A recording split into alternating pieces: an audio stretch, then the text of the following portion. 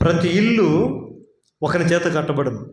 ఇప్పుడు మనం దేవుని ఇల్లు, దేవుని చేత కట్టబడుతున్నాం. దేవుడు ఎలా కడుతున్నాడయ్యా అంటే ఆయన మాట వినేటట్లుగా మనం కట్టుకుంటున్నాడు. ఇప్పుడు ఆయన మాట వినకుండా మనం ఏ వాక్యాలు వింటున్నామో దాని ప్రకారం చేయకుండా దానికి వ్యతిరేకంగా జీవిస్తున్నాం అంటే దేవుడు కట్టట్లేదు అని అర్థం, అంతే కదా. అపవాది కడుతున్నాడు, కోట కడుతున్నాడు. వాడు పెద్ద కోట కడతాడు, ఒకరోజు ఆ కోట ఏమైపోద్ది? కూలిపోద్ది. దేవుడు కట్టేది ఏం చేస్తుంది?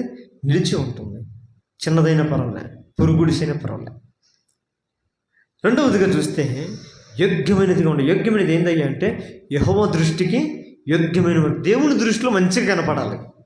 ఎవరి దృష్టిలో? మనుషుల దృష్టిలో కాదు. ఈరోజు మనుషుల దృష్టిలో ఒక బాగా గొప్ప వాళ్ళు కనపడాలనుకుంటామా? బాగా డబ్బు ఉన్నోళ్ళలాగా, బాగా ధనం ఉన్నోళ్ళలాగా, బాగా అన్నీ ఉన్నోళ్ళలాగా మనం కనపడాలని చూపించుకుంటాం. తప్పు లేదు.